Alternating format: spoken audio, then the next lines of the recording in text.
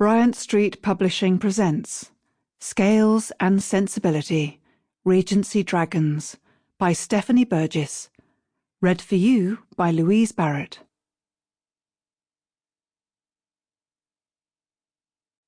For Tricia and Tiffany, who never let me forget this story, thank you.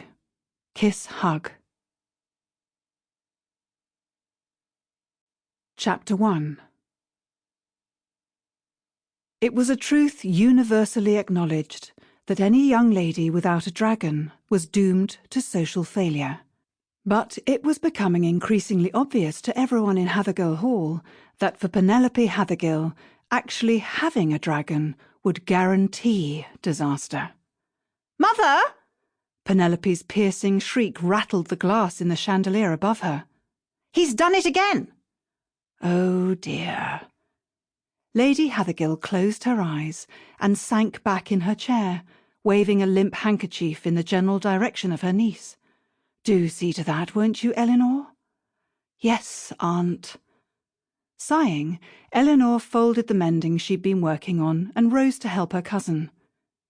It was a servant's job to clean most messes, but the maids had mutinied several days earlier, and the dour housekeeper, Mrs. Braithwaite, who intimidated even Penelope, had announced that she, too, would give her notice if any of her girls were asked to touch that foul creature's mess again. And as Penelope herself could never be expected to clean up any of the messes that she caused, well, that left Elinor, as usual.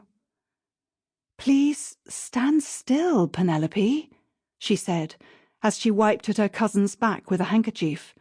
"If you want me to get it all off—" "It's disgusting!" Penelope wriggled impatiently and glared at the brightly coloured dragon perched on her shoulder. "And it's all your fault, horrid creature!"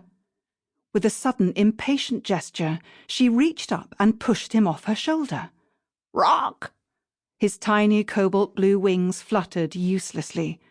He tumbled snout over tail, heading straight for the ground. "Penelope!" Elinor dropped her slime-covered handkerchief and dived for the falling dragon. She grabbed him just in time and gathered him up to her chest, stroking his hot skin consolingly. "What were you thinking? You know his wings were clipped by the breeder. He could have been hurt." "He deserves it." Penelope crossed her arms and glared down at him. "He knows perfectly well what he's doing, I can tell. Just before he let it out this time, I heard him laugh out loud." It hadn't been a laugh. That chortling sound... Sample complete. Ready to continue?